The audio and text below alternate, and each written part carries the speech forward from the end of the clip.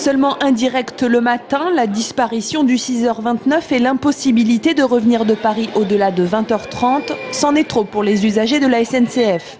Les nouveaux horaires proposés dans le cadre du cadencement, ils n'en veulent pas, tout simplement parce qu'ils ne collent pas aux habitudes de ces voyageurs qui travaillent à Paris et vivent dans le Loir-et-Cher. Il y a beaucoup d'usagers qui ne pourront pas prendre de train ou qui devront être obligés de prendre des hébergements sur Paris lorsqu'ils vont vouloir rentrer le soir.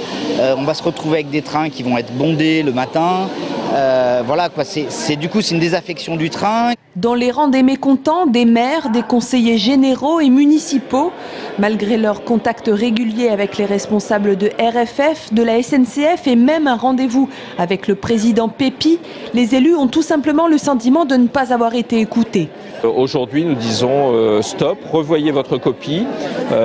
Tout cela se fait un peu dans la précipitation et sans tenir compte, à l'évidence, des intérêts des territoires pour le maintien de notre dynamisme et de l'attractivité de nos territoires, notamment sur le plan économique et touristique. À quelques semaines des changements d'horaire, certains voyageurs se résignent car oui, il va falloir changer ses habitudes et oui, il va falloir s'habituer à présenter des excuses pour son retard. Donc je vais être obligée de prendre un qui sera à 17h10 et qui s'arrêtera dans toutes les gares, ce qui est très bien, d'accord, mais ce qui me fera arriver un tout petit peu plus tard. Sinon, je suis obligée de prendre un qui est encore un peu plus éloigné et là, j'arriverai à 18h17. Et souvent, j'ai des réunions le soir, ce qui me permet d'être en difficulté puisque je serai en retard. J'arriverai à 18h30, voire 18h45 au lieu de 18h pour des réunions.